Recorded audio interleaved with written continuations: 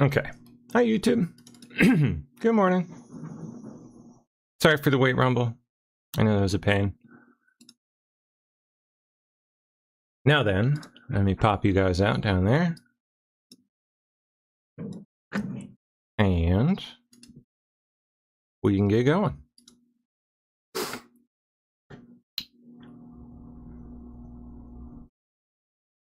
Let's see. There we go.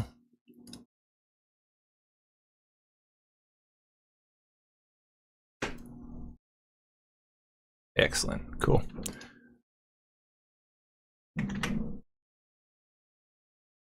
Let me see if I have anything tagged first up since I saw you guys last night. Oh, definitely notable. I don't think we did cover that last night. President Trump said Israel will be on their own if Netanyahu didn't stop its planned strikes against Iran, according to Axios. After the call, the infamous call, Netanyahu allegedly told his senior military commanders to cancel the strikes. Friction Point, Israel was preparing for the biggest wave of strikes on Iran since April.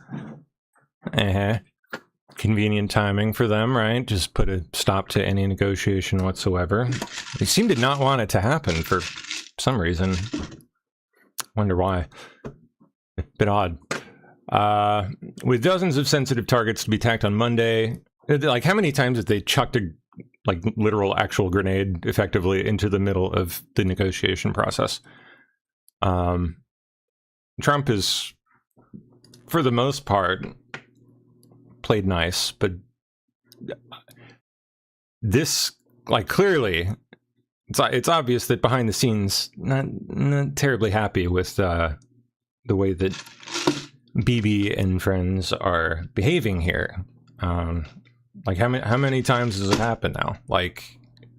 Where we hear negotiations are, close to coming to a head. Things are finishing up and deals looking good, and then all of a sudden Israel or just attacks Lebanon or Iran itself or whatever, and back to square one. It's ridiculous. Should be obvious to most people paying attention at this point that for whatever reason, I don't know what it is, they don't want this process to play out. I don't know why, but there's something going on there. Let's see, Trump said, I said, Bibi, you better be careful or you will be on your own very soon, Trump told Axios. An Israeli source said there were disagreements on the call, but it ended with Netanyahu agreeing to stand down if the Iranians didn't attack. After the call, Netanyahu told his senior military commanders to cancel the strikes. For now. I mean, until what? The next time? In a day or two? Seems to be how it goes every dang time. Dude, Sherry Asbury. I was like, wait, Sharia?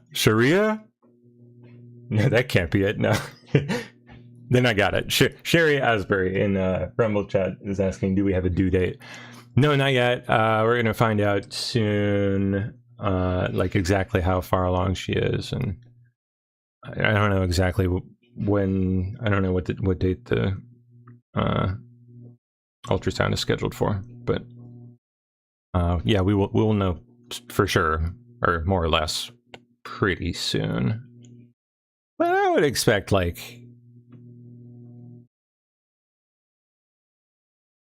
it's been 8 weeks, so another 6 to 7 months, which would put us January, February-ish, around there. Okay, that's all we had on that, I think. Let's go on to the main pile here. Thank you, dear. I appreciate that. She's so excited for us. I know. I'm excited too. It's awesome. I could not be happier. It was getting to the point, you know, we're kind of worried, like, if it doesn't happen soon, it's gonna be like past, like, it's gonna be too old, right? Like, we would both be just, I wouldn't, like, if it took too much longer, might not want to do it. Might not want to have a kid if it took another few years, because we'd just be, I don't know if I'd want to have a kid, like, you know, be raising a kid on into my late 50s or something. So it happened at the perfect time. It was a wonderful blessing. Yeah. Just absolutely praying for it, you bet. So yeah.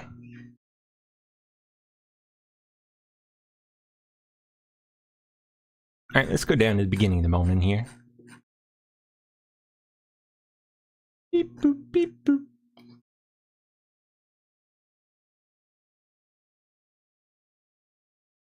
U.S. Senate has just advanced Trump federal judicial nominee Anthony Mativi for the District of Kansas 49-42. Let's see. Oh, it's just, yeah. On this vote, the yeas are 49, oh, okay, here we go. 49, the nays are 42, and the motion is agreed to. Clerk will report the nomination. Nomination, the judiciary, Anthony W. Mativi of Kansas to be United States District Judge for the District of Kansas. President. Majority Leader. Oh, Steph says, please ask Radix to do a baby gift registry on Amazon. Okay, yeah, I didn't know that was a thing. I guess I should have probably thought of that. Of course Amazon does that. Like, duh. Yeah, I will definitely, I'm gonna pass that along to her today. In fact, I'm gonna text her before I forget while this next clip plays. We'll do this one, then we'll go back to these. Can't even say yo mama anymore. What? Really? How nutty things are really getting here in the big rotting apple. Look no further than this. Yep. New York City stricken with a $5 billion budget deficit that Kathy Hochul had to help out Zoran Mandani. And to do it, the city stopped paying pension benefits to teachers and other unions. But you know what there is funding for, folks? When things are tight and strapped, yep, you guessed it. Would you believe there was a gay trans drag gala in the New York City Council chamber? Take a look at this. Now, I wonder who thinks these things up. Sorry, I was looking at my phone. What the fuck? Pardon my French. What is this? And more importantly, who's paying for this crap? And if you're not convinced that the inmates are running the asylum, why are they doing, like, homosexualified pro wrestling moves in City Hall? But wait, there's more. Just how crazy the extreme left is getting here in New York. The legislatures, not sharing. Wait, not sharing. Really? Oh, look at that. Sorry. I don't know why it was. Could have sworn I'd hit that. I guess not.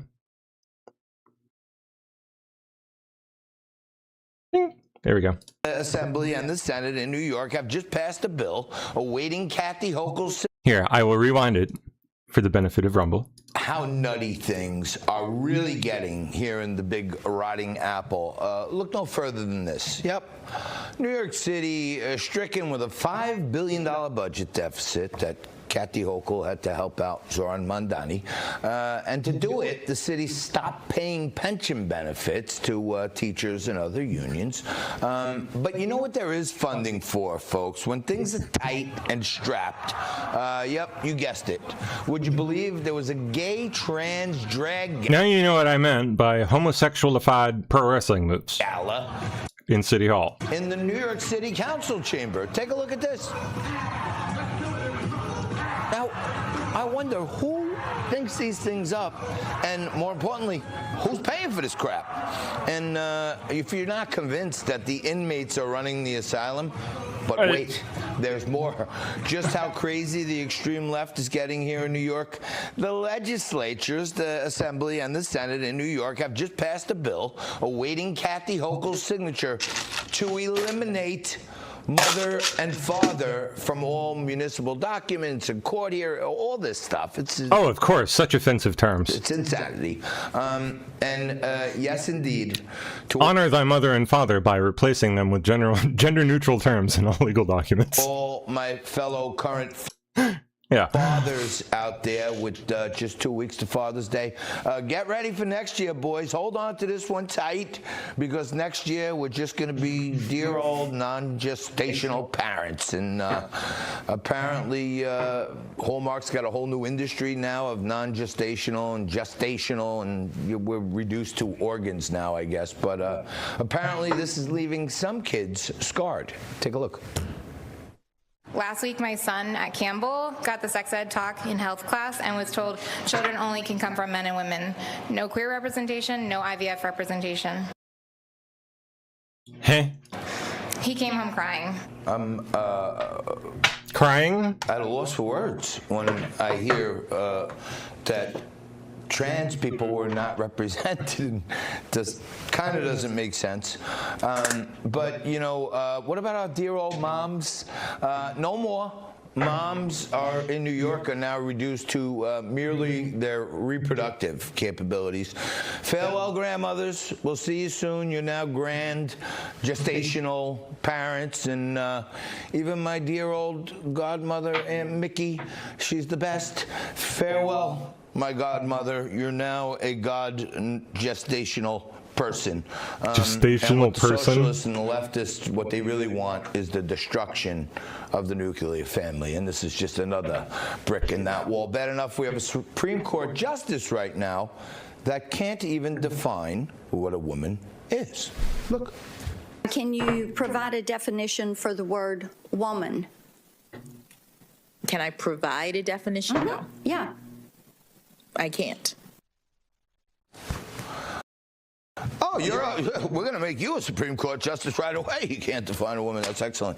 Now, pride galas with trans dancers in the New York City Council, and now no more moms and dads. And to me, this is exactly what the left wants, and the woke is out of control. What's going to happen to like old slangs like "yo mama"? You know? Oh, that's done. I mean, you have to say "yo gestational parent," or you know, like this is getting out of hand.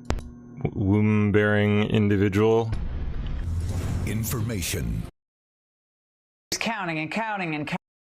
Bill Saley, U.S. Attorney, L.A., appeared on Fox News to discuss California's resistance to a federal audit of its voter rolls. Oh, how about that? I wonder why they would resist that. Counting. U.S. Attorney Bill Saley says state officials are blocking an audit of their voter rolls. Now, keep in mind that California allows first-time voters to register using IDs that most Americans, A debit card or a gym card, a gym pass. Wouldn't expect, like gym membership cards, employer ID cards, credit cards. How insane is that? Insurance cards. Joining me now is Bill Saley, who's the first assistant U.S. attorney for the Central District of California. Now, Bill, I'm going to get into that ID issue in a moment, but the DOJ has been asking for oh, goodness gracious. access to the voter registration list since, I guess, last August, so long before this. What specific legal argument is California using to say, no, we're not turning it over?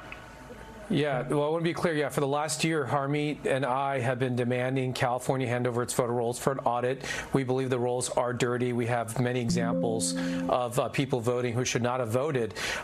We are relying on HAVA and NVRA on the federal basis that the Attorney General has the authority to request these voter rolls. California has refused.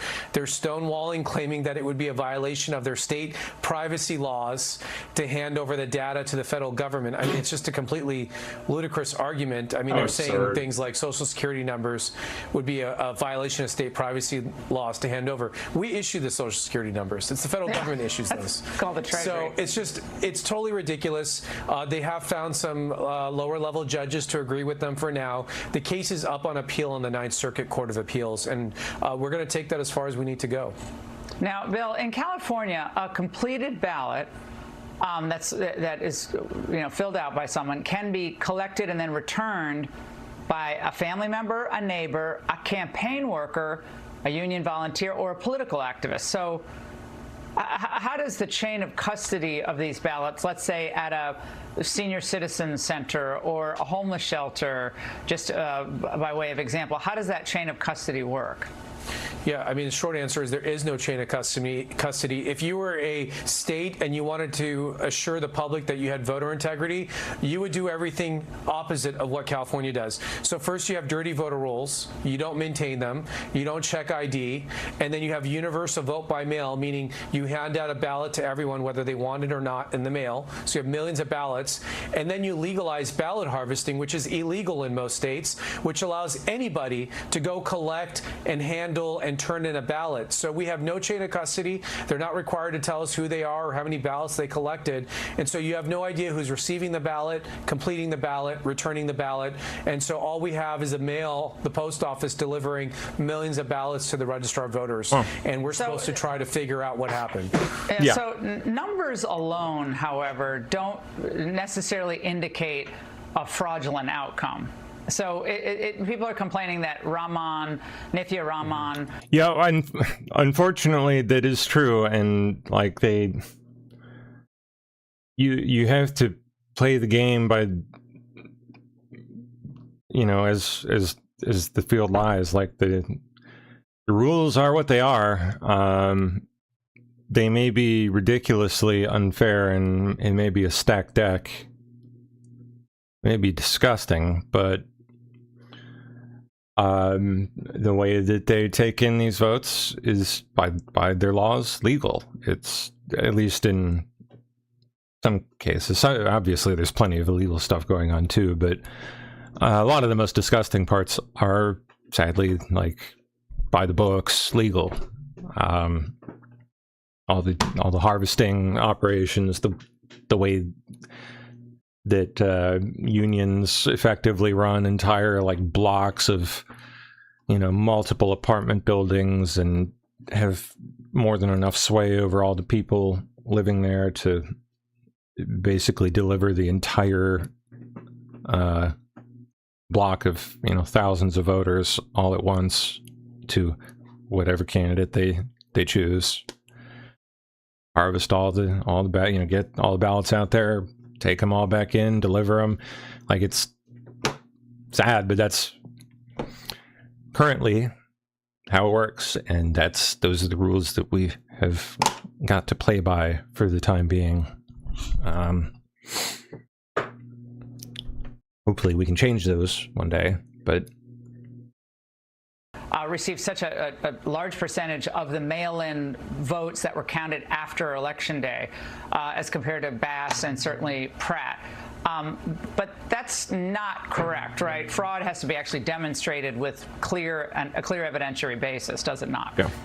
Yeah, I mean, we don't work in the aggregate at the Department of Justice. When we bring a case, we bring it against an individual or an entity, and we have to have specific articulable facts as to what their conduct was. And that's why we've set up a tip line so people have witnessed any specific conduct of fraud. Yeah, I'm not interested in the outcome of the election. I'm not interested in the numbers. I'm interested in evidence where people have committed fraud. And as an example, we charged an individual last month who was caught on video paying homeless people to register to vote under fake addresses. That is a violation of federal law. We charged her. She's pled guilty. We are going to have more cases in that vein where we've charged individuals with voter fraud. So there is voter fraud. The question is always, how widespread is it? Well, we don't know the answer to that unless you literally investigate every single case. But that's why we want the audit. The audit of the voter rolls will be the quickest, most efficient way to restore trust and transparency and faith in our election systems in California, and we're prepared to do it. It's a terrible situation when a significant percentage of the population, maybe it's not a majority, but maybe it's 40%, don't have faith in this process. That's a bad dynamic. I don't care if you're left, right, or center. That's not healthy for a republic. I don't. That's by design. Don't think a republic can survive if the people don't have faith in the systems and that the outcomes are legitimate, I only want people to feel. regardless of who wins. All right, Bill, it's great. They want doubt and distrust in the system. Because then people will be totally fine with destroying it.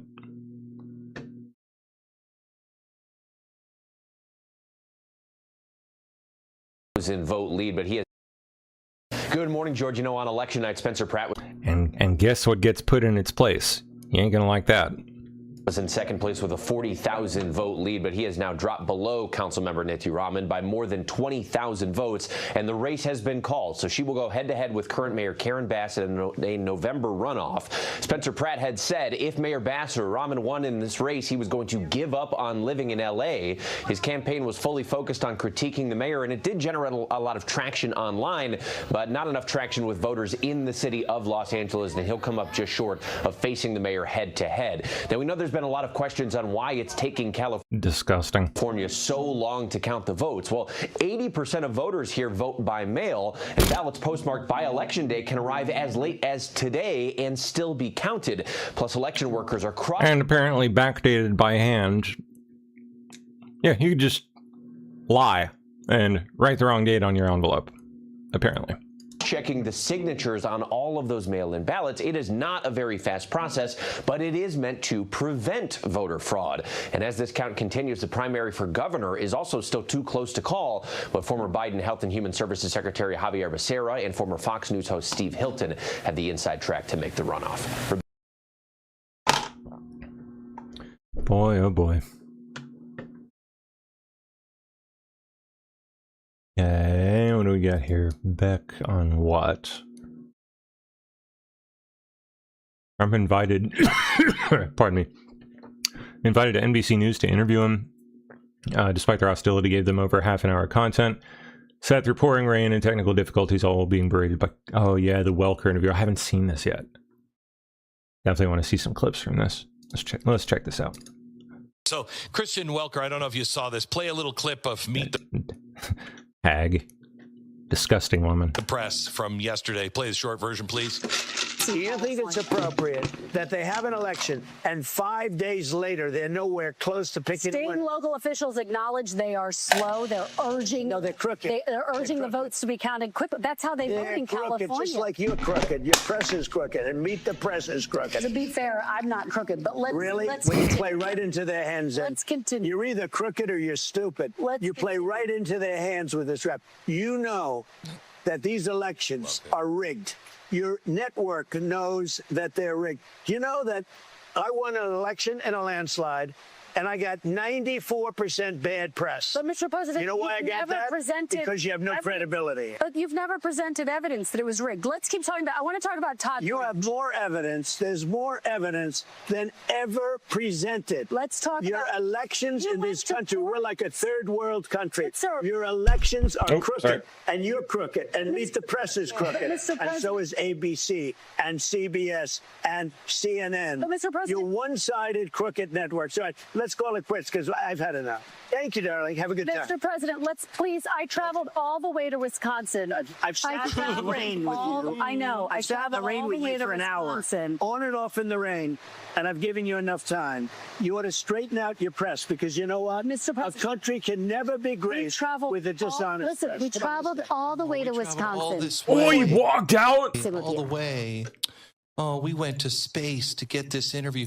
Do you know how hard it is to get 5 minutes with the president, for the love of Pete? Oh, man, we traveled all this way, and you only gave us 45 minutes. Gee. Rain was hammering down on this roof so hard you could barely hear any of the questions, okay? They talked to Rand. Wow. I want to see this location again. Oh, they look like they're in a warehouse. Like probably tin roof, just noisy as heck. Wow. Wisconsin. I've sat in the rain with you. I know. I sat in the rain with you for an hour, on and off in the rain, and I've given you. Why would they? What an absurd choice of location. Like, no self-respecting camera or news person, film person would ever choose a spot like that. It's ridiculous. You enough time. You ought to straighten out your press, because you know what? Mr. President, a country can never be great with it. I mean, maybe I suppose maybe it could have been that they didn't really have a choice in the matter, and the president's team dictated it, and Weather just didn't play along. But like, still, it's just. Just honest. listen, we traveled all the way to Wisconsin. All this way, all the way. Oh, we went to space to get this interview. Do you know how hard it is to get 5 minutes with the president, for the love of Pete? Oh, man, we traveled all this way, and you only gave us 45 minutes. Gee. Rain was hammering down on this roof so hard you could barely hear any of the questions, okay? They talked Iran, they talked the economy, then they got to the elections. And every single time, when they were talking about the proposed anti-weaponization fund, when that came up, Trump was really clear. He's like, I'm for it. I think it's fair, but it's up to Congress. I'm for it. I think it's fair, but it's up to Congress. Then she brings up the January 6th cases. He didn't demand any blanket pardons. He was very, very clear. He called for a panel to review them one by one, case by case. Look at the facts. That's not a bomb thrower. That's not somebody that wants to give money to anybody who's ever broke the law. A lot like BLM. That's a man asking for basic due process and real justice. She would not even listen to him. She didn't even acknowledge that anything he was saying was at least kind of reasonable. It was just challenge, fact check, challenge, fact check, challenge, fact check, especially pounding him on the elections. He had enough. He unclipped his microphone, called the crooked press, walked out. And even then he was polite about it. I mean, holy cow. Yeah. Did I get to more of this? When Donald or does he just blab for like 7? Yeah, he just talks for... Oh, more here? And he sits for a little while. Oh, no, it's just footage while Glenn continues to talk. And they call... Hi, did you see... Oh, well. Okay, black Chicago suburb homeowner in Riverdale, Illinois, shocked by $17,000 property tax bill. Dear God. Riverdale's property tax rate sits at 27%. That's criminal. One of the highest in the nation. Never seen before, except for her grandmother. She's the first in her That is highway freaking robbery. That is insane. generation to become a homeowner. This is a surprise that I've been wanting to give y'all for so long. I got the house, Mommy. It's our house. I bought y'all a house. Last year, she bought this home on Clark Street in Riverdale, a place she hoped would give her two sons something she never had, stability. I was excited about it because I worked hard for it. I knew what I wanted for my kids. It's a peace of mind. My kids can play on the front. Then came a letter that stopped her in her tracks, a notice from the Cook County Assessor's Office. I'm sorry, but like, how did you not know this before you bought the house? Inside, a new property... You didn't, like, play the tape out a little bit? Like, think even, like, a little bit about taxes? Tax assessment that she says changed everything. How... This sounds like user error to me. February, I received a letter in the mail stating that, hey, come March, your mortgage will be going up to at least $37,000. Sounds like maybe you should have purchased a property in some place that isn't Riverdale. $100. That increase pushed her annual property tax bill to nearly $17,000. That increase in March. Oh, so it increased. Your mortgage will be going up to at least $3,700. Okay. Well, Still, That increase pushed her annual property you didn't think about that? tax bill to nearly $17,000, an amount she says she never expected when she purchased the home for $207,000. The property had been abandoned for years before it was rehabilitated, renovated, and sold. That's right. Ah. Like, I want them to make it right. It's a modest 3-bedroom, 2-bath home with a finished basement. For Tatiana, it wasn't just a house. It was a promise to her 11-year-old and 6-year-old sons that they would always have a place to call home. Now she fears that promise may be in jeopardy. You were trying to make sure they didn't hear us talking about this. I did. Why? Because I feel like I failed them. At closing, property taxes were estimated and included in her escrow payments. But after the home was reassessed, the tax burden surged. Property tax bill that I have of $16,000, I should be in Naperville somewhere. To find out whether her tax bill was an outlier, we turned to the realtor who helped her purchase the home. Ronald Toussaint says he started digging through the property records after seeing the size of the assessment. When I pulled So why was it? Did she have? Why did it get reassessed? those tax bills for each of these properties that had sold 3 months and almost maybe a year and a half after her property had closed, Ms. Squire had the highest taxes assessed in all of Riverdale for a residential property. Because no one goes to live to Riverdale to pay $4,000 on a mortgage. Riverdale's Yeah, okay. This does sound pretty screwy. I feel bad for her. Jeez. effective property tax rate is 27%. It is one of the highest in the entire nation when you compare it to the city of Chicago at 6. Still, though, like, I think the writing probably should have been on the wall. I doubt that was anything new. Now, according to the Cook County Tax Assessor's Office, there is an exemption on the property that will take. It's so, I mean, it sounds like the tax rate already was what it was. She knew, and didn't factor in the potential for reassessment affecting the value and jacking her rates up through the roof. I would never. That tax Still, bill from my earlier comment stands. What would ever possess you to buy a property in a place with a 27% property tax rate? It's insane. $17,000 to $13,000. Much of that money goes to the village. Also, District 148 and Thornton Township High School District 205. Yet both schools, they definitely perform below Illinois' average, and that includes in reading and also math proficiency. So the big question here, where is all that tax money going? From Riverdale, Tia Ewing, Fox Chicago. Jeez. You may as you're renting at that point. You don't own shit. You're renting from the government. That is insanity. 27% is bonkers. Like,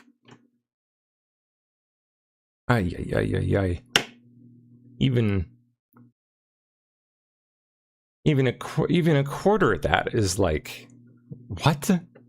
It's crazy. Like 27% is just it's beyond outrageous. It's freaking, it's just nuts. Like, I don't even have words for it. I didn't even know that was a thing. Sad. Vultures falling from the sky off the coast of Florida. It wouldn't cut out. Oh yeah, lost a thermal, and we got north wind. They love soaring in their north wind. Now we have a very light south wind, and they all just fell from the sky. I mean, we saved what we could and go drop them off somewhere, I guess. Hey, lock in, twin.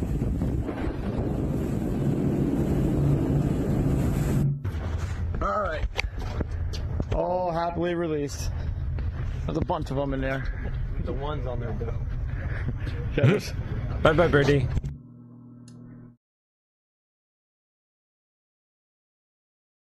Oh, yeah, that's right. She's testifying. Epstein's longtime personal assistant of nearly 2 decades said to appear before the House Oversight Committee. I forget what her name is, but... People haven't heard this name before, but she's been there.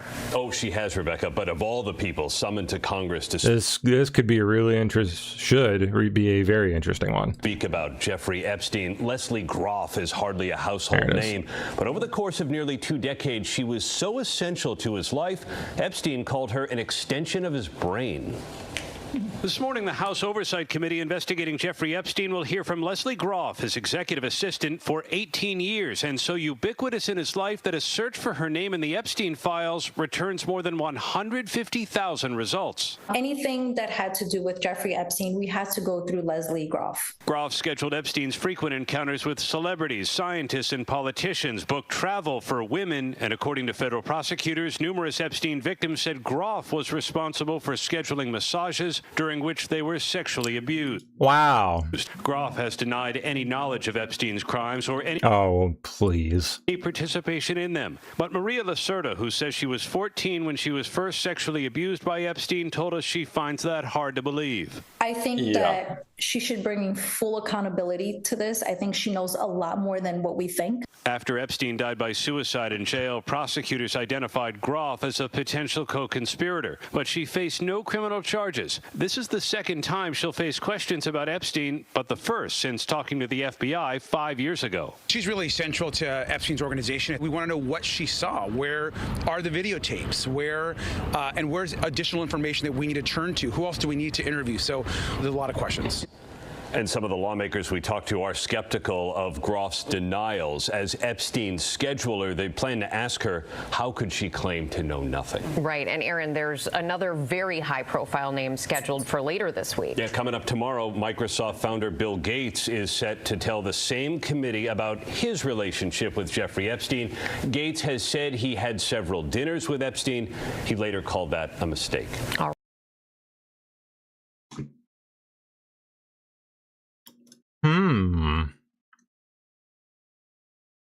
Oh, yeah, how did this whole business go? Xi Jinping and Kim Jong-un meeting. Chinese leader Xi Jinping visited North Korea this week for the first time in 7 years. The 2-day visit was important for 2 reasons, one of which was spoken and one of which was left unsaid. The spoken one was the deep and unwavering support that both leaders showed for each other and each other's countries. That was particularly important to China because North Korean leader Kim Jong-un has been building relations with Russia in recent years, and China wanted reaffirmation that it remains North Korea's most important partner. The unspoken one was about North Korea's nuclear weapons development. Neither the communique nor the many state media reports about the visit made any mention of North Korea's nuclear weapons. That was important to Kim Jong-un because he wants his country to be recognized as a nuclear weapons state. China's position hasn't changed on that, but by not mentioning it, it perhaps opened the door a little bit wider to that happening in the future. Chinese leader Xi Jinping visited North Korea this week for the first time in 7 years.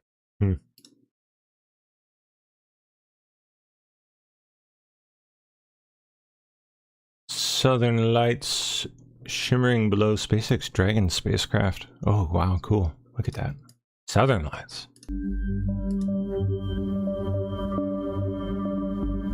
What are you doing, cat?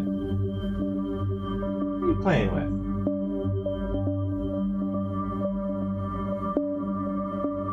Wow, that is incredible. That's amazing.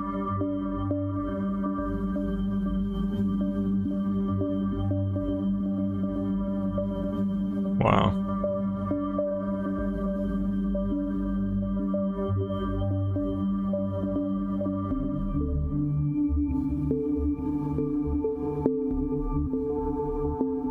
Neat.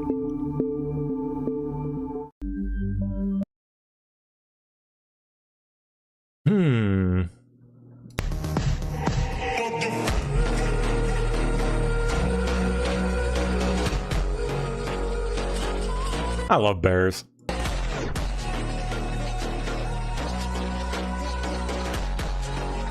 Yeah, bears are cool. Fun clip, why not? Okay, let's see. Epic Times. Map made by USDA that shows where the Chinese own farmland here in the US. So this is a map made by USDA that shows where the Chinese own farmland. And what I would just emphasize is not just the farmland. The amount of farmland, it's the location of them. Let's start here in Missouri at Whiteman Air Force Base. This is where the B-2s took off from that went and bombed the Iranian nuclear plants. So here's 2 farms that they own. Easily could have spotted those B-2s taking off and where they were headed. So all these other, here's Fort Irwin in California. Out here in Hawaii, you know, how important is Hawaii to the America's national security? And they have purchased this almost looks like a whole island here that they purchased as well. So it's the location of them. I'm glad that there are some states like Arkansas, Kansas, Nebraska have forbid them from buying any further land. And now some states are trying to claw that land back. Now we have the national government in the same process too, trying to say, look, we're not going to let any more farmland be purchased in America, and certainly not next to military institutions.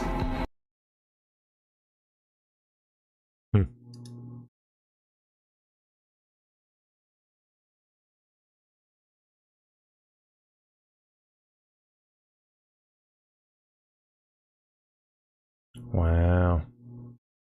Jeez, look at that. It's scary.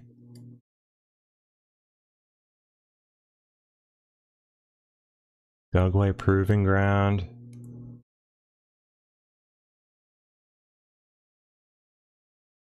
It's pretty obvious what's going on here. Like, jeez, man.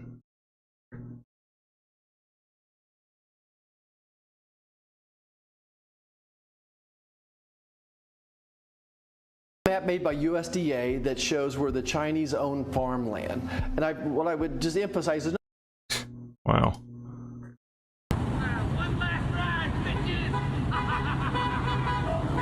Good God. Okay, the student accused of recording over 40 students in states of... Oh my gosh. In states of exposure under bathroom stalls at Freedom High School in Loudoun County, Virginia. Happens to be transgender. It was previously assumed that the victims were girls, but it has been learned that they were boys. It's actually boys. They're doing this in the boys' bathroom. I don't know what's going on in Loudoun County, but it ain't good. Weird shit.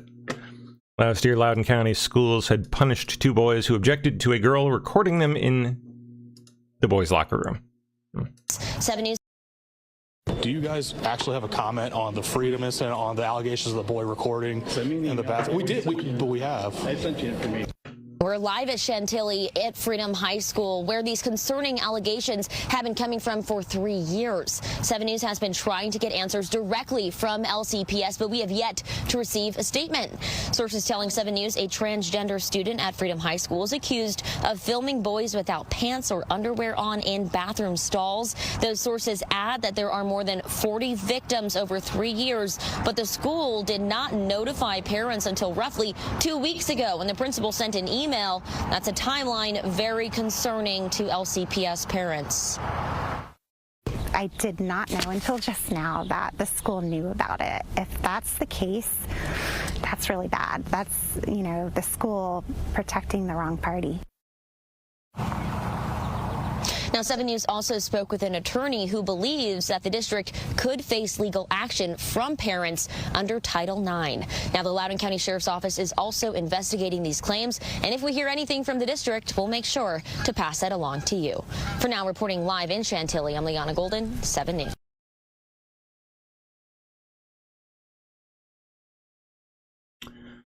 So, speaking of local news, you'll never guess who the graduation speaker was at my very own Marshall High School this year.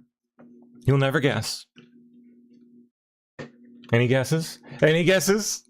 I know that's like a completely wide open question. It could be anyone, but any guesses who the guest speaker was? I'll give you a hint. It was a former occupant of the White House.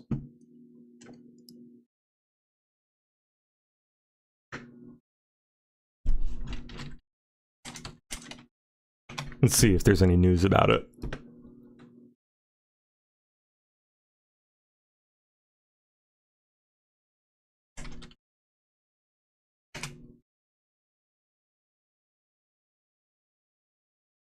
Let's see.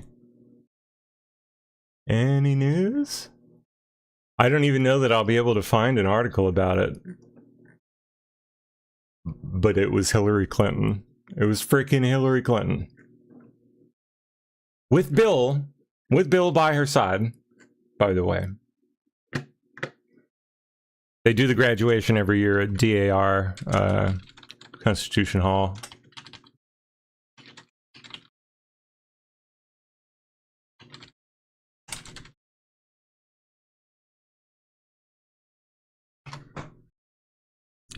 Can we find it?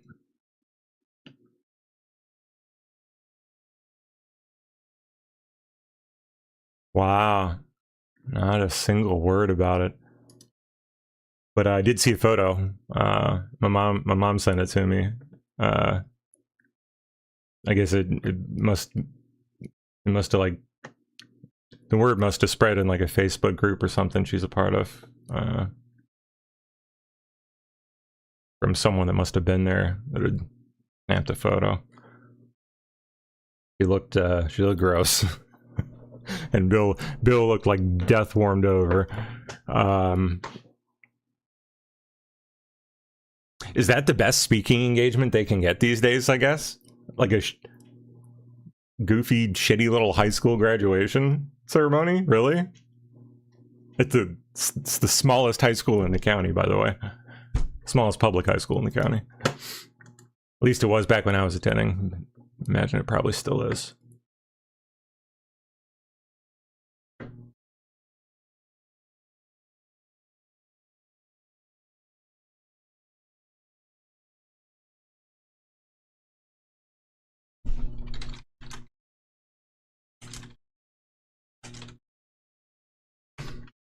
Man. Crazy there's nothing about it. At all. Nope. Not a peep. Not a word. Alright, let's keep going.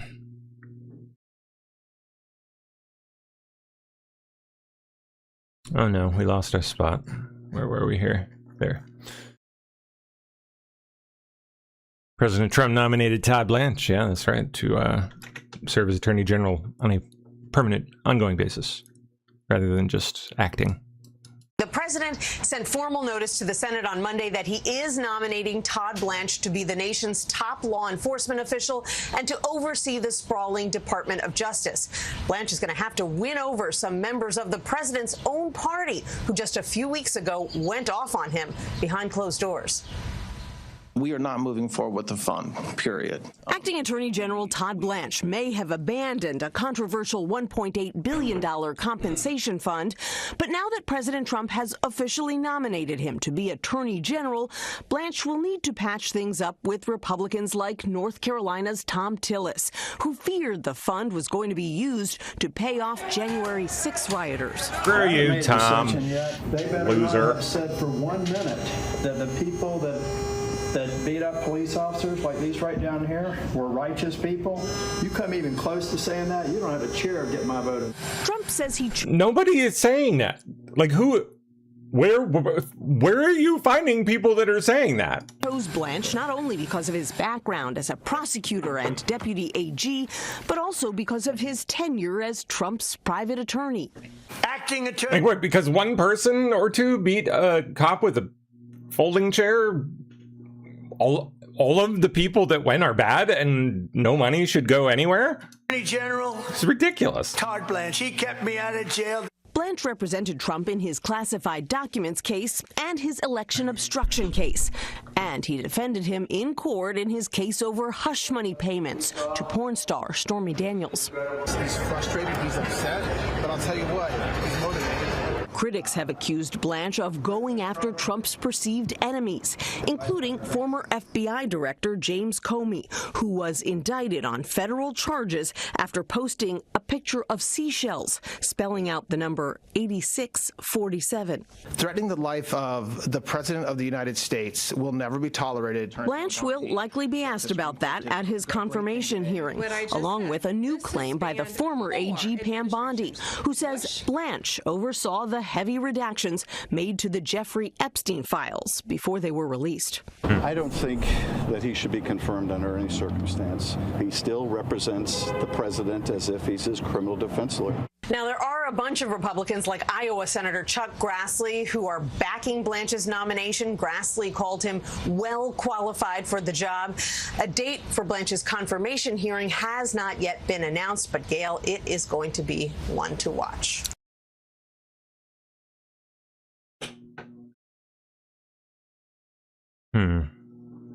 Dr. Ross, okay. America does best when it works, and its people have to work as well. We created a program with great danger, and when we allowed expansion of Medicaid and also allowed able-bodied people to be on this beautiful program created 60 years ago, where in order to be on it, you have to be vulnerable. As Hubert Humphrey said, you have to be in the dawn of life children, the twilight of life seniors with no money, or living in the shadows, substance use disorder, struggling. We expanded it to now include tens of millions of people who are able to work but just didn't go to work. And so what the Working Families Cut legislation did, and the president should take credit for this, the president saved Medicaid.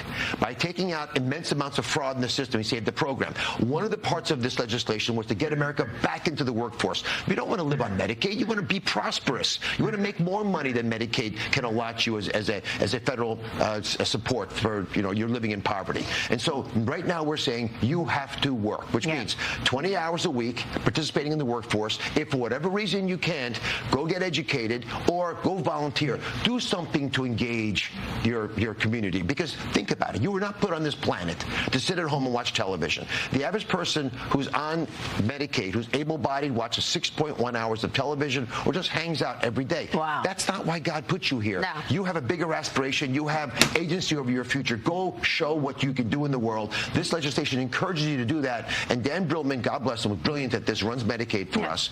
He's out there making sure that states know we will support you in every way. We'll support you financially. We'll save you money by negotiating contracts for you. We'll make it easier to support you with technologies that for the first time allow states to nudge people into the workforce. And here, if you're listening to me and you're on Medicaid, if you're having trouble, come to us. We'll help you. Yeah. We want to connect you to jobs and opportunities to get you working so America can function.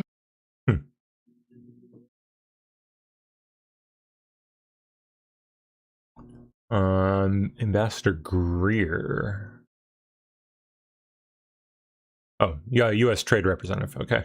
And proposing new tariffs under Section 301.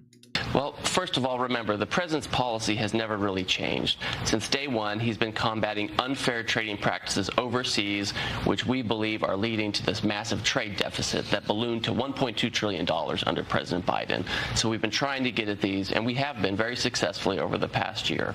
One of these issues, which you just highlighted, is a tolerance of forced labor in supply chains. For over 100 years, first the of all, United States of remember, the America president's policy has never really changed, saying that we will not import goods unfair trading practices overseas, which we believe are I don't know what happened there. That have been made in whole or in part with forced labor.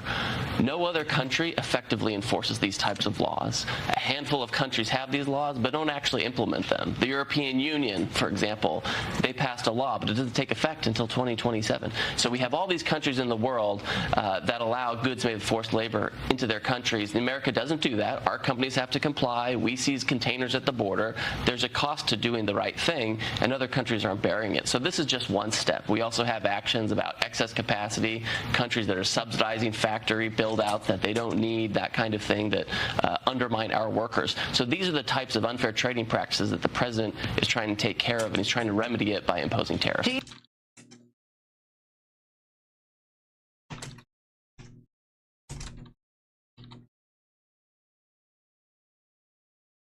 All right. Bombshell photo unveils Oh, what is this? Nithya Raman link with homeless voters as fury erupts over LA ballot count.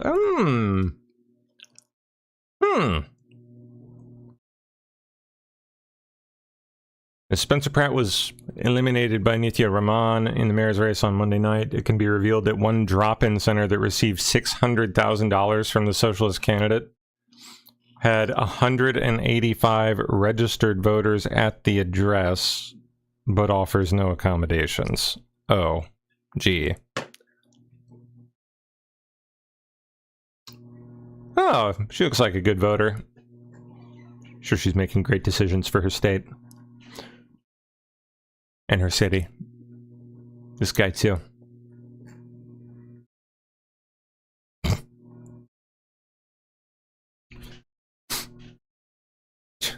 Wow.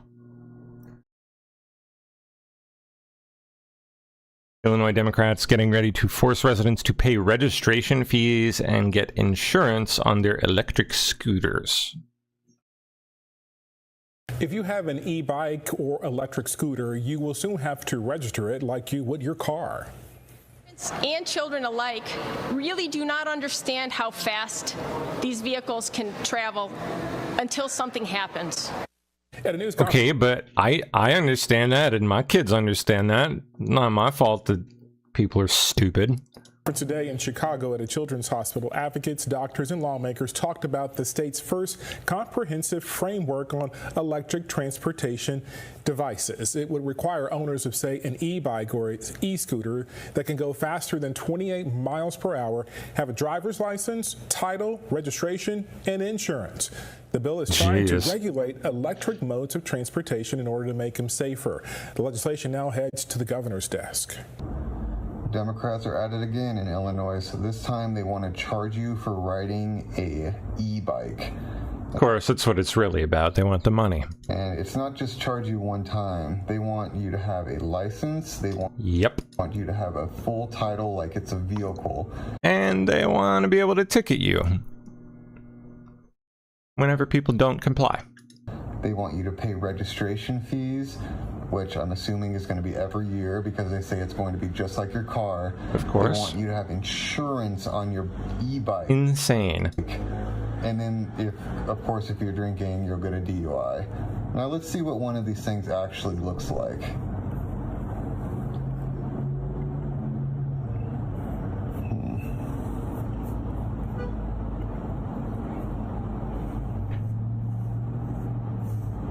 Like, this is ridiculous. We have had little dinky gas-powered scooters under the limit, whatever the engine size limit is, that you don't have to get a license for, that go faster than 28 miles an hour, I'm pretty sure. And those have not really been a problem for what, decades? Why is this all of a sudden? It's ridiculous. The state has rampant. Now, Hakeem Jeffries, no election fraud in California, he says, with his pink Knicks hat on his bald ass head. Leader Jeffries, looking at the state of California, the state has rampant SNAP fraud. Freaking, he looks like he's wearing pink lipstick too. Absolute clown. Hospice fraud, immigration fraud. Are we really supposed to believe there's no election fraud in California? And if so, if there's no election fraud, then why would California Democrats refuse a federal audit? California is a great place to live. I appreciate the leadership of Governor Gavin Newsom, as well as, of course, the California delegation, which is a tremendous group of public servants. There is no election fraud in California. Donald Trump is making it up. He can't point to a shred of evidence to prove his point. This is all a conspiracy theory because Donald Trump knows in November he's going down in flames electorally, and Republicans are about to lose the House. Leader Jeffries, looking at the state of California. Bizarre. I don't know what he's doing with his hands, man. I never get it. I just, like, what is... The movements are just so It's not how you talk with your... It's so... it's robotic and weird and unnatural and... It's just strange. NASA is describing this as one of the most complex missions ever. Yeah, Artemis 3. Oh boy. Right now, I'm standing in front of a mock-up of the Orion spacecraft. This is where the Artemis astronauts actually train for the mission, and later this morning, we're going to find out the 4 names of the crew members of the Artemis 3 mission. NASA is describing this as one of the most complex missions ever. Like Artemis 2, you'll see 4 astronauts launch on the Space Launch System rocket and Orion spacecraft, but the mission involves 2 other launches. In low Earth orbit, the astronauts are going to be testing Orion's docking capabilities with 2 commercial lunar landers. One will be a version of SpaceX's massive Starship spacecraft. The other lunar lander is being designed by Blue Origin, which plans to send it to space on its New Glenn rocket. But last month, one of the company's New Glenn rockets exploded on the launch Goodbye. pad during an engine test. Yep, now their only launch pad went kablooey. What are they going to do now? NASA... I mean, obviously rebuild it, but... at significant cost and time and money. SpaceX is so far ahead of them at this point. It's not even funny. Officials are helping the company investigate the problem in hopes of getting New Glenn flying again soon, but they're also looking at the possibility of finding a different rocket to deliver Blue Origin's lunar lander to space. The U.S. is really moving fast. They want to land astronauts on the lunar South Pole in 2028. China also wants to get there before the end of the decade. So, Lawrence and Ainsley, it is a new space race. Fun times. Professor Jeremy Siegel from UPenn's Wharton School lists off several key issues he thinks will move stocks in the next 8 trading days. What's going on? Let's see. You think there was a day of reckoning coming, or that it's going to keep going? Well, Joe, I don't think anybody wasn't surprised. I mean, if you would have told everyone, I mean, if you even told Tom Lee, 3 months, ago that, oil would be between 90 and 100, the strait would be closed, with not much prospects there, would the S&P be up 10 or 15%? The answer was, hey, that's crazy. Now, what's happened is there's a lot of workarounds, a lot of drawdowns. China stopped importing, 5 million barrels a day. We don't know whether we're up against a wall where suddenly people say, oh, the drawdown has ended. And that's why it is, the market's taking encouragement if we are near. I mean, this, again, we all know that, Trump has said that we're near many times before, but it was, I thought the war looked like it was starting again last a couple days ago. They both stopped. So maybe we do have the beginning there, which is certainly very, very bullish. I think we also, as you mentioned just before the break, I think, SpaceX is going to, obviously occupy this week. But next week, Warsh's meeting, wow, I don't remember one. I mean, you have to go back years, if not decades, to get something that, to me, is going to be more interesting and more impactful than what he's going to say.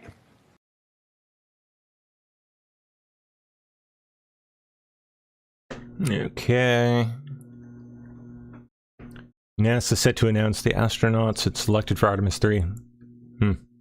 Starting tomorrow, this new crew for NASA's next Artemis mission will begin training inside this mock-up of the Orion spacecraft. It's the same type of capsule that just 2 months ago carried the Artemis 2 crew on their historic 9-day flight around the moon, sending back jaw-dropping pictures from its far side. But Artemis 3 will not be going to the moon. This crew will stay closer to home, orbiting Earth about 300 miles up. The main objective, practice meeting up and docking with lunar landers being built by Blue Origin and SpaceX. This is a practice run for a 2028 moon landing mission. NASA hopes to launch Artemis 3 in mid-2027, but a big issue, neither lander is ready. Just 10 days ago, the launch pad Blue Origin needed to launch its moon lander from was damaged in a spectacular explosion. Blue Origin says it will take months to repair. And NASA says SpaceX's lander, based on its Starship rocket, is behind schedule. In fact, Starship is currently grounded by the FAA because of a problem during its last test flight. And given the number of launches and complications involved, NASA says that Artemis 3 will be one of its most complex missions in space history. Interesting. I didn't know that about a Starship. Wonder what the problem was. Nutritionist Caroline, I don't know who that is and I don't care, but let's see. Walks down the cereal aisle at Target and every single cereal box is, yeah, okay, they're removing the artificial dyes. Even spirulina and turmeric. Who would have ever thought? Target announced that at the end of May, they would get rid of any I wonder how much Target paid her for this. cereals that have artificial dyes in them. So I want to see if this is really true. Yeah, I'm sure Target totally didn't pay you money. At all.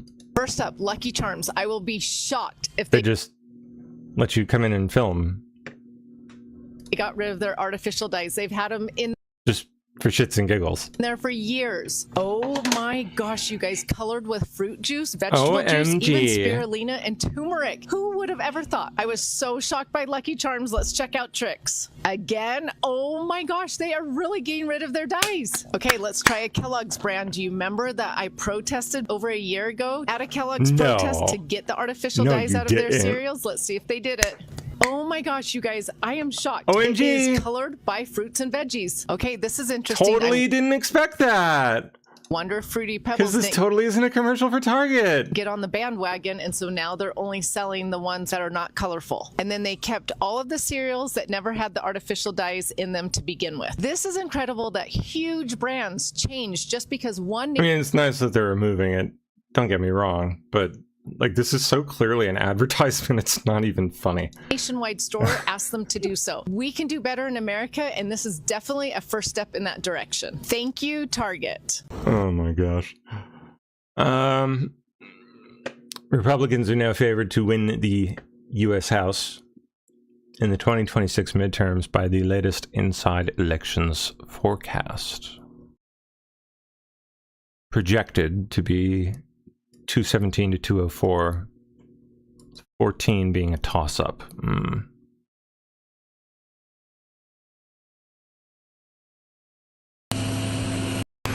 Oh, that's nothing. Okay. Hey, look at that. It's pretty much ready. Today's the day. Reflecting pool is nearly full and looking beautiful. Oh, that is a lovely sight after years of dirty, grimy grossness. And at times just not even having any water at all.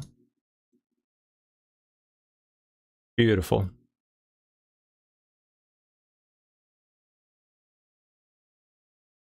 I don't know how you could get angry about anything that's happening regarding the beautification of DC.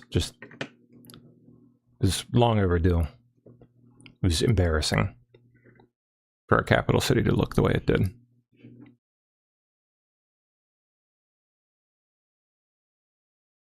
I have not seen it look so beautiful in, well, possibly ever.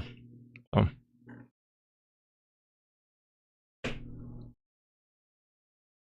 DHS has approved a plan allowing states to verify voter citizenship through federal databases. While also monitoring mail-in ballot activity for potential signs of fraud, advancing a central pillar of President Trump's election integrity agenda.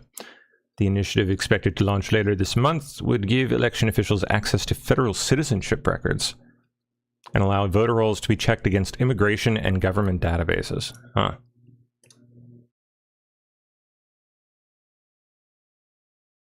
Oh, DHS also plans to work with the U.S. Postal Service to track absentee and mail ballot flows, to flag unusual patterns and generate investigative leads. Well, USPS is as dirty as they come. They better clean that shit out if they want to have any hope of that working.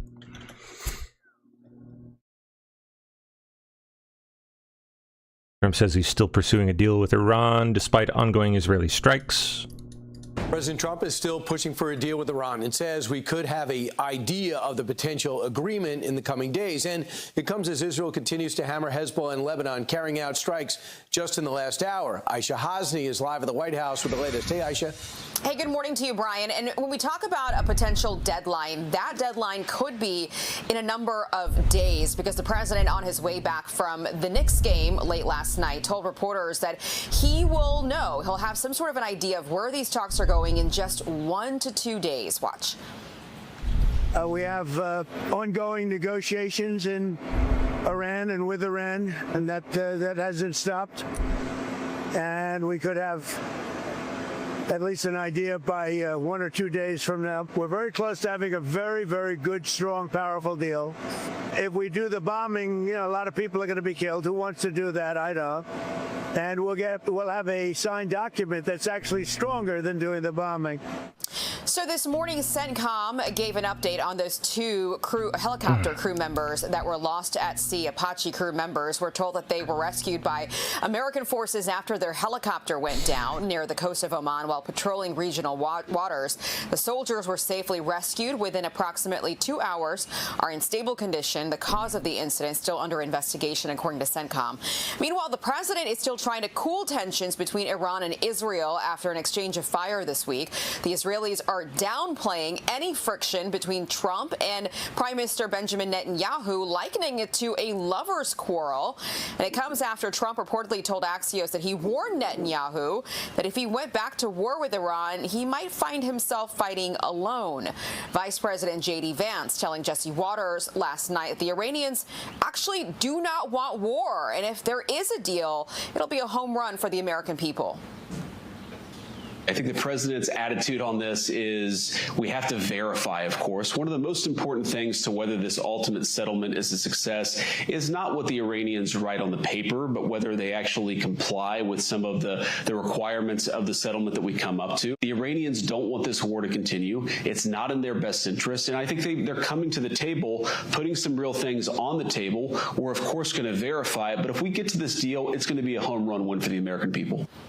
So, Brian, the president has some policy meetings on the schedule today. Nothing that's open to the press, so we aren't expecting to see him today. So keep your eyes on Truth Social if there's any news.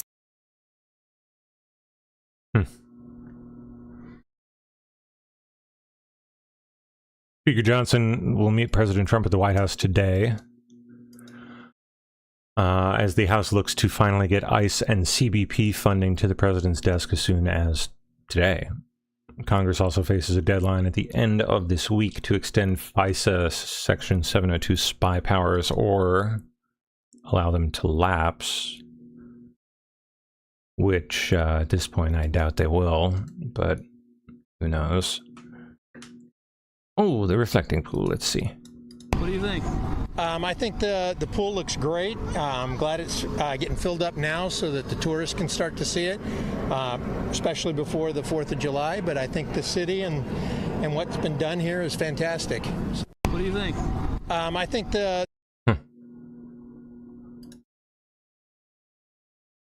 Okay. Let's see what else we can pick up.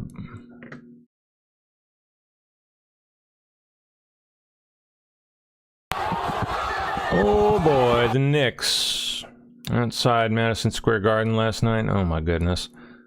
NYPD deploying pepper spray as Knicks watch party turns into a massive brawl.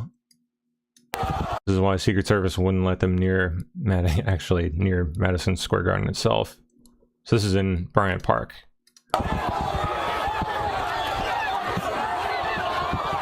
Oh my gosh. What the heck?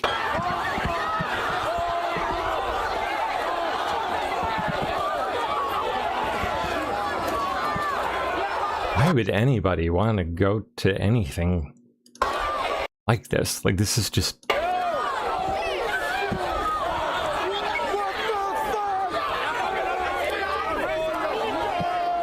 It's Sports fans are a complete mystery to me.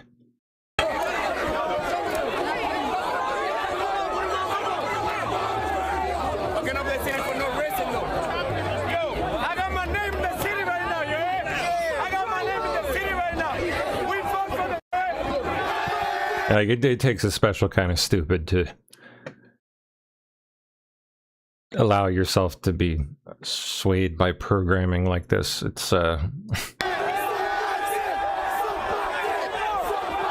It's it's scary, actually.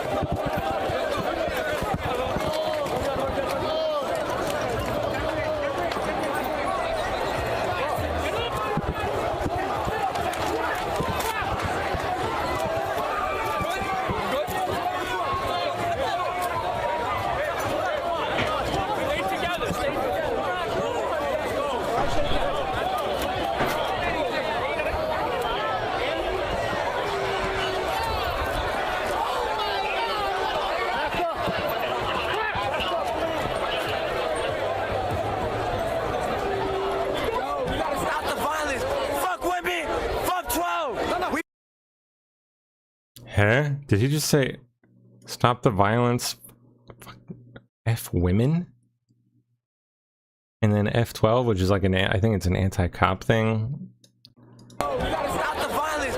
Fuck women. Fuck 12. What? Oh, no, we fuck that. Come here. Fuck.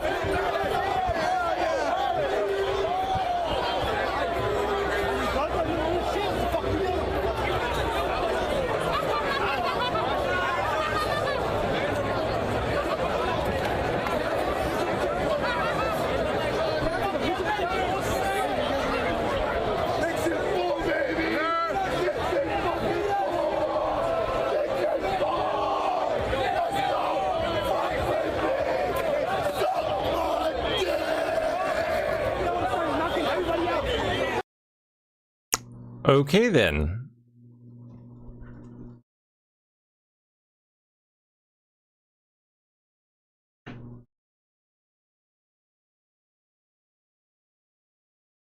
Oh, Nick Shirley. Let's see it. California fraud stuff. Let's have a look. So how old is this person who's eligible to vote here inside the United States, inside the state of California? 126 based on the Secretary of State. And this is Doris. Yeah.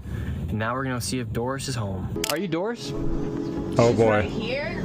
Yes. Hello, Doris. Yes. How are you doing? I'm good. We're just going through the voting rules here, and we're just confirming anybody who's above the age of 100 years old. Hi, Doris. And right here it says you're 126 years old. No, you got the wrong house. Don't lie. Are you Doris Wood? Yeah, but you got the wrong house. I'm Doris Wood, but you got the wrong place. No, I don't. Information, all that stuff. No, that's wrong. Oh, here, I can show you if you like. No, it's just that it's wrong. How come you think here in California they're just messing up on all these voting rules here? I don't know, because I don't know what you're talking about. Yeah, it says you voted in 51 elections, Doris. No, not me. Really? I'm not no 100-something years old. I know. I said I want. I just want to make sure you're not 126 years old. No, I'm not. Yeah, it really does say you're 126 years old here.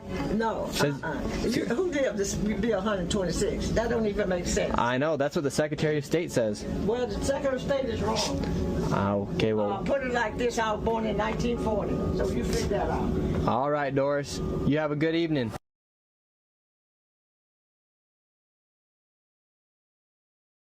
Dora sounded like she knew something that she wasn't saying. I don't know. I think she knew a little more than she was letting on.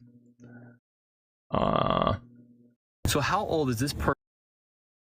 Oh yeah, this was, yep, saw this one. An African has stabbed 6 people in an attack inside New York's Penn Station. This was a couple days ago.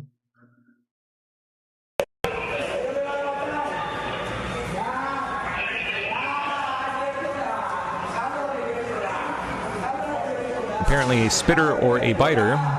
They have the spitter and or biter hood on him.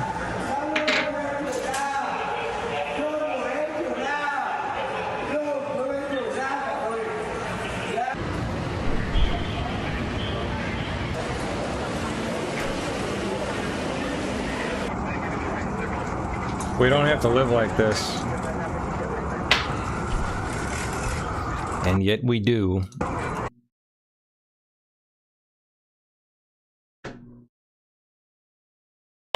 Or this, for that matter. Spurs fan gets his jersey ripped off him by a rabid Knicks fan after the Spurs beat the Knicks in Game 3. Here's a further look at what the sports programming does to people.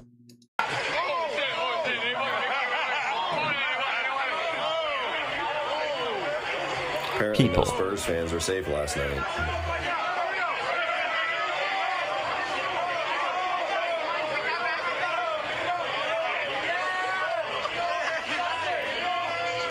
Just rip this dude's jersey off of him. Wow. Such great fans, right? Such great human beings.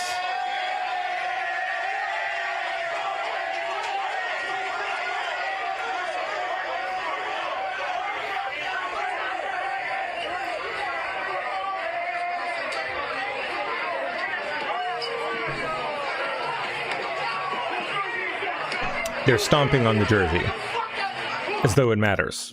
But it's the culture, right? Sure.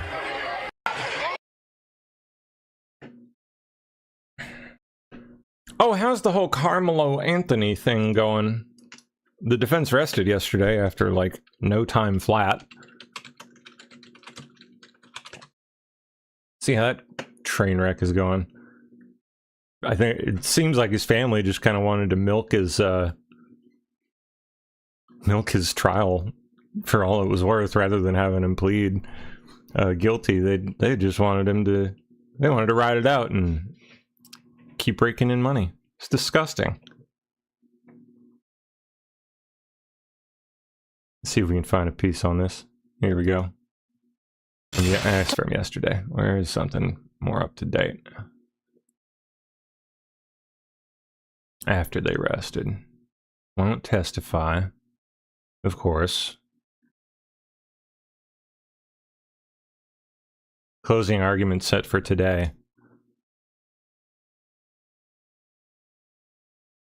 It's a local station, I think. Closing arguments are set to begin in just a few hours in the Frisco track meet stabbing trial. Carmelo Anthony is charged with the murder in the death of Austin Metcalf. And Anthony's attorneys claim that the stabbing was all in self-defense.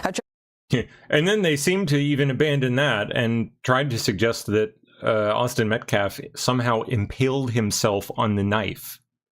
Ridiculous. It's like they want... I don't know, they either want to lose or that's just literally all they got. I don't know. Trevor Sohaki is live for us this morning outside the courthouse. And Trevor, we could have a verdict in this case by later today.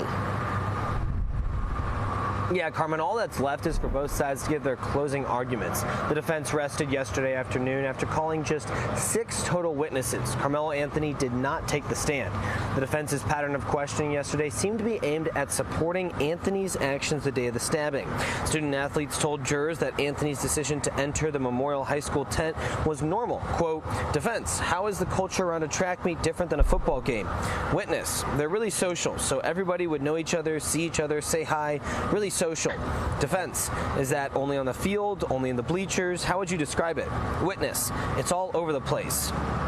The defense also emphasized the knife Anthony carried that day was legal under Texas law, though it violated school and event policies.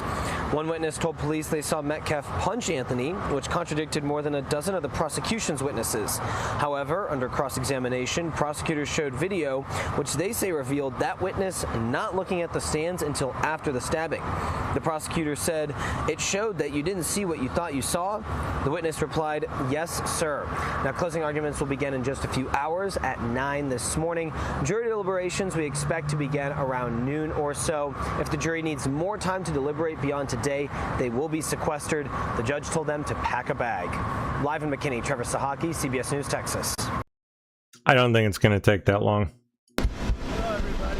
I mean, I'm sure they'll take their time, so to speak, a little bit. It is a murder trial.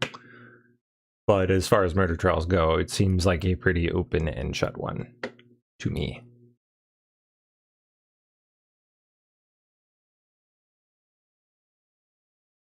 Okay.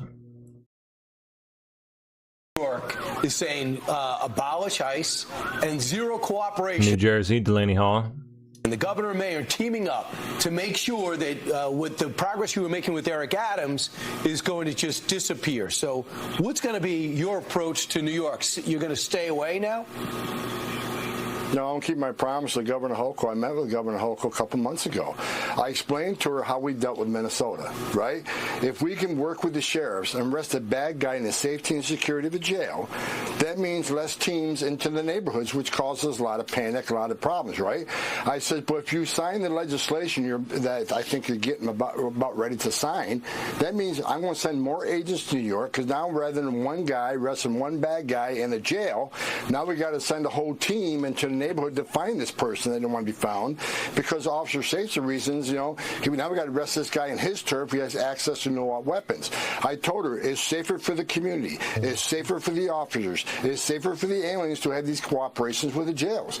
She signed the legislation anyways, so I made her a promise. You're going to see more ICE agents you ever seen in New York City, and it's coming. I just reviewed an operational plan. I'm not going to tell you exactly when it's going to happen, but it's coming. I'm keeping my promise. We're going to send more ICE agents to New York because you took away the efficiencies of safe arrests in county jails. So, Tom, it looks like Congress is going to finally pass that $70 billion immigration.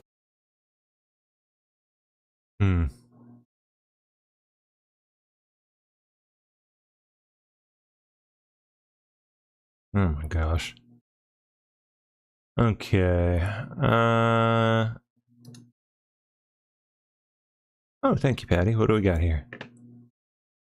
Stunning moment as Rep. Jim Jordan confirms Biden DOJ dropped the case against the SPLC despite them funding KKK, neo-Nazis, and tripling their fundraising after Charlottesville, of course, to $100 million plus and counting. Let's see it. Here we go. This scam that they were running, they knew the SPLC was doing this, but they didn't pursue the case. They dropped the case. Yep. Because when you meet with them, when you consult with them, when you have them train your prosecutors, you're not going to prosecute them. Nope, you're not going to do it because it's too valuable politically. And here's the scary part. And I'm sure we'll have questions from Mr. Fair later on about this. Here's the scary part. It all worked. Field Source 37, the guy at the Charlottesville rally, helped plan that rally, coordinate transportation there, was paid to attend. After the event, again, after the event where a lady was killed, the Southern Poverty Law Center almost tripled their income. $51 million to $133 million after they were coordinating the hate that took place at that crazy rally. You run a scam, you become the standard, you don't get prosecuted, and you make a ton of money. They got $800 million assets, $700 million in an endowment. Such a deal. And they would have gotten away with it, but for the oversight of Congress, and more importantly, the work of the Justice Department. So God bless the Attorney General and the work him and his team are doing. And we look forward to hearing from our witnesses today and asking them questions. And with that, I would yield to the ranking. Okay. Hey, kitty.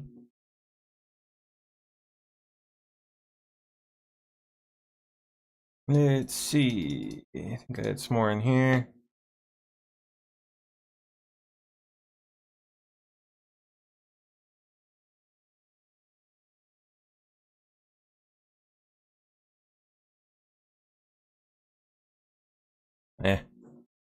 Worn the uniform. Boring. Okay.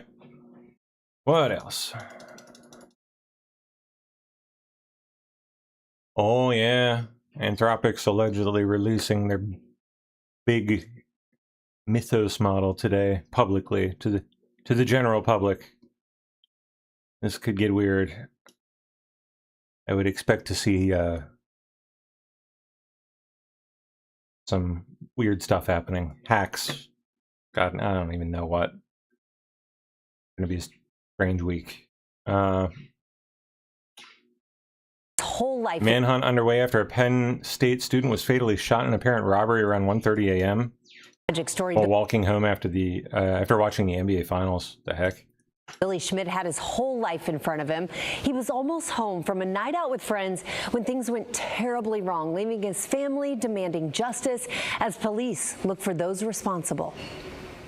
This morning, a family desperate for answers. For him to get shot like that is a travesty. While police search for the men involved in the murder of a Penn State senior killed just steps away from his Philadelphia home. 1949, there for the one possibly shot on the highway. Rescue is still en route. Billy Schmidt was a 22-year-old digital journalism student, and he was walking home from a local bar after watching the NBA Finals early Saturday morning. Our station WPVI has obtained surveillance video given to the police from homes in the neighborhood, showing the moments before the shooting. One of the men confronting Billy then pursuing the man on foot. But as they turn the corner, one man throws Billy's cell phone into the street. The other turns around and shoots him. Billy's dad found his son's cell phone under a car and immediately gave it to police. I'm shocked. When they stole his phone, he chased the kid. When he got to the corner, another guy came out from that side and they shot him. Penn State telling ABC News in a statement, "We are heartbroken over the tragic death of William Schmidt. His father is angry." I want to find the two people and make them pay.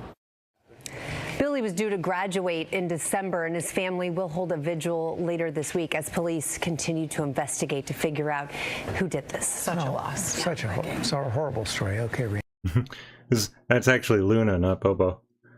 It's the fat girl. The big baby. The scaredy cat. Okay, what's next? Oh, you want to go? Let's put you on your blanket. Come on.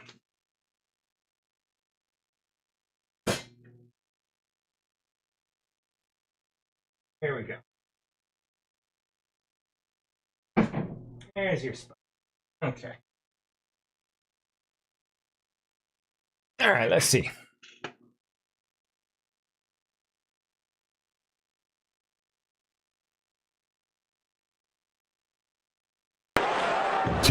Trump falling asleep at the finals.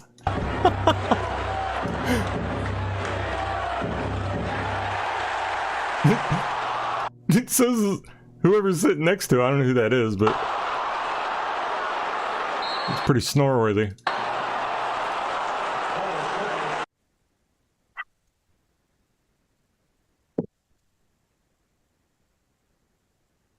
Okay. I kill all dashboards. Okay. That's my perspective. Boring.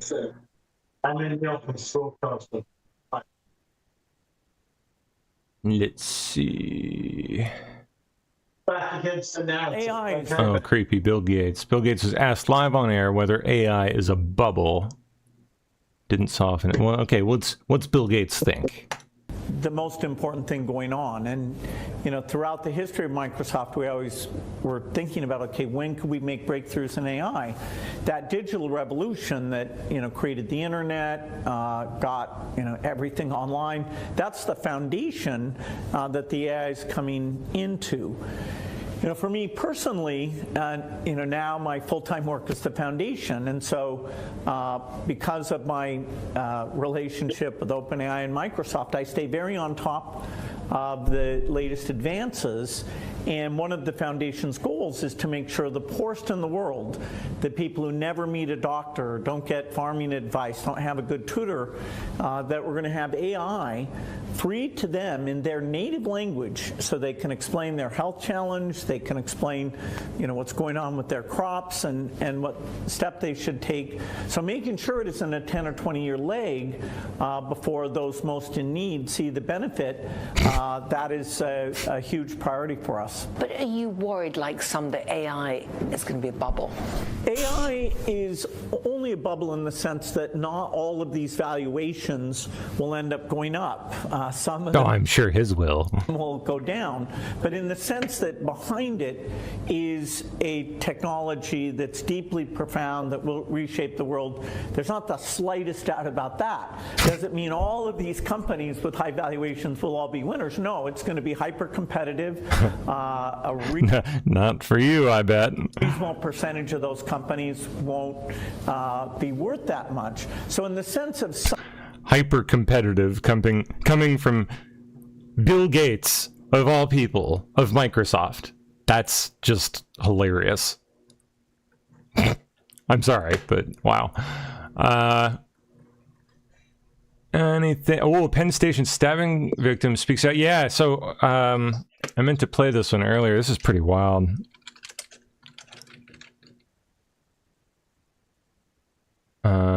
I don't know if there was footage of the actual incident. I mean, I think we played the one with the guy, yeah, getting pulled off, but here's, I guess, one of the actual victims. Let's hear it. So you show them your right side of your face where you Look were at slashed. that. Oh, geez. Right here. And then the lip, too. You have stitches in your lip. Oh, my gosh. Oh, geez. So tell me what happened on Sunday. You're coming back from the Jersey Shore. So I'm coming back from the Jersey Shore, and I'm heading toward the exit to 7th Avenue. And I'm walking, toward the escalator, and I see these two guys kind of scuffling a little bit. I didn't think anything of it, walking toward the escalator, and I locked eyes with this crazy madman, and he just looked at me, and you see in his eyes, he had this rage in his eyes, and he went whack, cracked me right in the mouth. And my first reaction was, I'm going to go after this guy. I want to kill him. But then this guy behind me goes, he's got a knife. He's got a knife. So then I just backed off, went up the escalator. The girl up there outside, she goes, he cut you. Wow, you didn't even know. And I'm like, oh my God. So then we were waiting. There was a lot of chaos, people trying to flag down the police. And I got a cop. He said to me, I told him that, yeah, I got attacked and I could identify the assailant. So he goes, come with me. We went downstairs into the Jersey Transit area. And it was a crazy scene. There was blood all over the place. Oh, my gosh. There was clothes strewn all over. And we followed this trail of blood. And we saw this kid was bleeding from the head. Oh. And he had like a towel on his head. They were attending to him. And then, they came over to me. Some of the cops were asking me questions. Then a couple minutes later, another guy got stabbed. Cops are running in all the directions. It was crazy. There's no excuse for living like this, man. It's crazy. Out of control. All right. Well, we are at the top of the hour, folks. And... James, good to be with you. Hey. Mark Sutherland. Hey, how you doing? Standing in.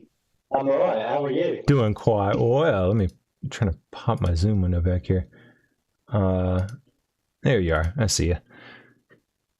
How you been? You been well? You been good? I've been very good. I'm Great. Been over in the US for a number of weeks as I'm producing a documentary on the transgender issue. Oh, cool. And yeah, well, that James, that's very, very kind of you to say. So I'll be heading back shortly back home, but it's been a very busy time, and also good to see some friends, and also to make additional friends and connections. Hence, why the conversation that we're going to have for 2 hours. And as you know, I, on a irregular basis, have the privilege to stand in for dear Dan Happel, and no one can fill his cowboy boots, but I'll. Uh-oh. Did we lose him there? He froze. If you can hear me, Mark, we lost. Your connection's a bit spotty. Yeah, the bars are going red in the corner. Oh, there, you're back again. You're back. If it continues being an issue, I would say shut off your video. It's nice to be able to see you, but better to be able to hear you the whole time, I guess. I hear you. Well, hopefully you can hear me now. But yeah, you're coming through. Some of the news items that you were sharing, especially in regard to stabbings in New York, etc., and that awful situation with that student from Penn State is just horrendous. We have the same kind of issues that are going on within the UK, as you are sadly fully aware of. And then I'll just make this comment, James. How can a first world country, the most incredible country within the world, the United States, how come you've got third world counting when it comes to voting systems and all this kind of thing, James? There's no excuse for it. It's outrageous. It should outrage every single person in the country, and somehow it doesn't. Certainly not enough of them.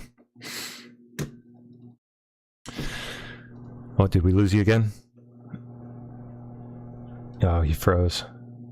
Yep, and dropped out. Oh, and he's back again. Okay. You're muted, Mark. Hit to unmute again. There you are. James, thank you. It's always nerve-wracking when these things happen, technologically, especially as I'm just doing it off the phone. But no, I was just making a reference to some of the awful events in regard to stabbing and violence, which you've known, and that awful situation with that student in Penn State, etc. And we've got the same huge issues. But James, thank you very much. I'm going to bring on my friends now. So sounds good. Yeah, have a great show. Thank you very much for the last 2 hours. That's very, very much appreciated. Definitely. Okay. Yeah, have a wonderful show. Thank you. So, all right, guys, that's it for me. For those of you still with me on YouTube, I'm out. I will see you guys, I don't know when, tonight, I guess, this evening. So, I'll catch you in a few hours. Bye-bye.